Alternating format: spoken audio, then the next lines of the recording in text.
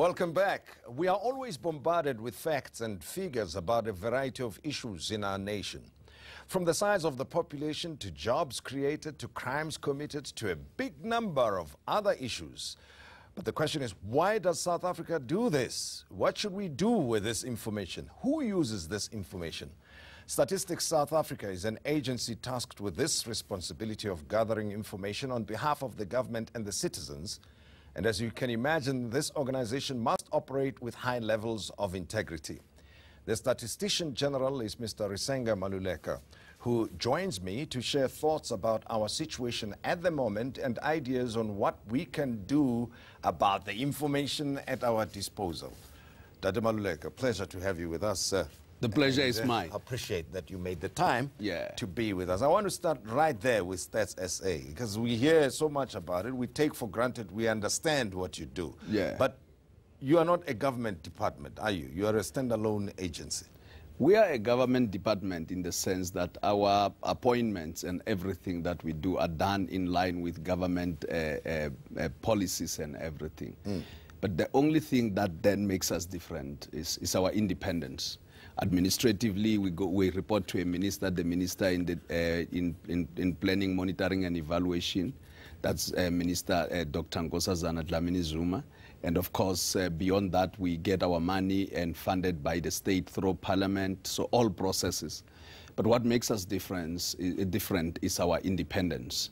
The Statistician-General and all Stats SA staff members have a lot of independence to exercise. Sure, and as I suggested, that integrity is also important because, you know, you can, with not you per se, but people who are in that position can fool around with numbers to serve a particular agenda. Well, integrity is, in statistical production, is taken as one. You cannot come under undue pressure to change the numbers.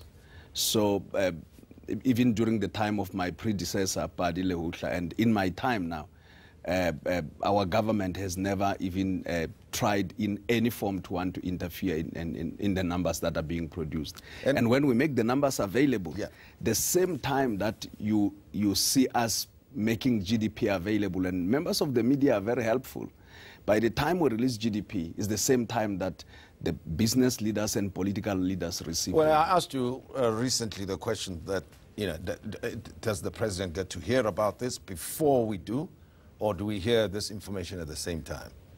Well, when it comes to numbers, the president, the minister, any other person, including yourself, we receive the numbers at the same time. So the president doesn't have presight. Okay, and there will be certain reports that enjoy more prominence in the media compared to the others. But you produce a whole range of reports. How many per year? About between 265 and 300 reports. So almost daily there's a report coming out. Some of them we just make available on the web so that the users can pick them up. But generally, there are those that the nation must know. That's why we bring, we have a press conference, media conferences, and benefit from the support of the media to make them available. But particularly, you cannot release the census without the nation knowing. Media estimates as to which province is the most populous, how the population is moving, the economy, unemployment. The country is tracking unemployment, poverty, as well as inequality.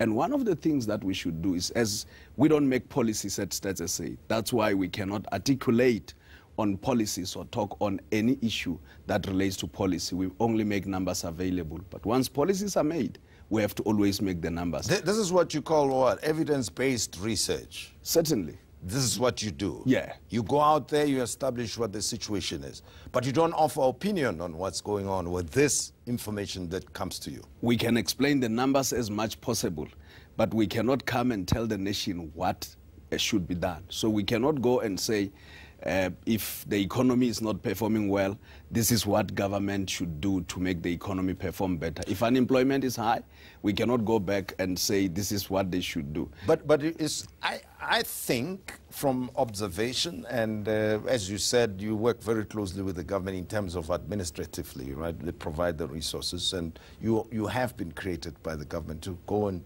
conduct research, produce the reports that you do, not only used by government, used by different interest groups in the country?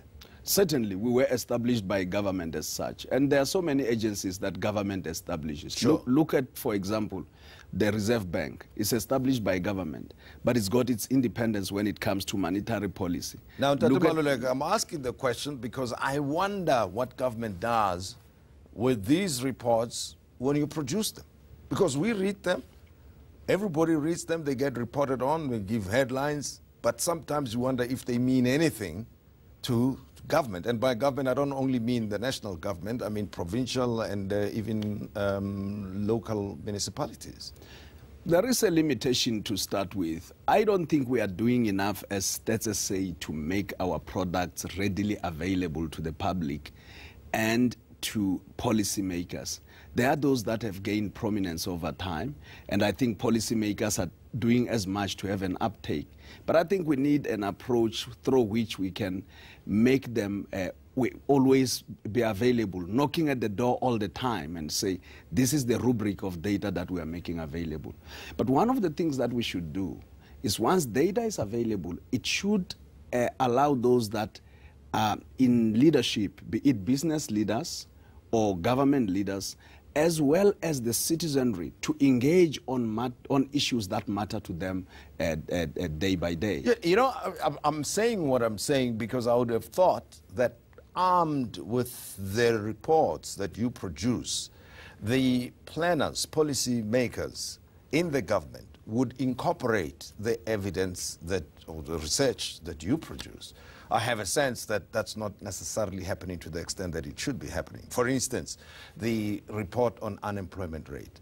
You know, you produce it this year, every quarter it comes up, you can see the numbers of unemployment are rising, and one does not see sort of drastic interventions taking place to reduce this number. So what's the word that you use? Trajectory, that you can see that the numbers are going up, and then you don't see an urgent intervention in that regard. As an example.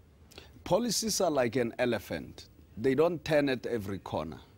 Now, if you look at the National Development Plan, it has used our statistics. One of the things that the National Development Plan wants to achieve is by 2020, they want to see, or our government wants to see unemployment sitting at 14%. By 2030, they want to see unemployment sitting at 6%. And of course, the absorption rate is also tracked through the National Development Plan. Look at poverty, for example.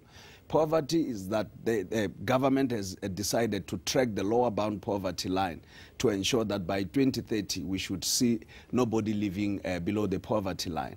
Whether those issues are being achieved or not is something else. But in terms of the key policies or the pillars of our policy rubric in the country do use evidence. But then you have programs that must track those policies. Some of them are interventionist programs and the like.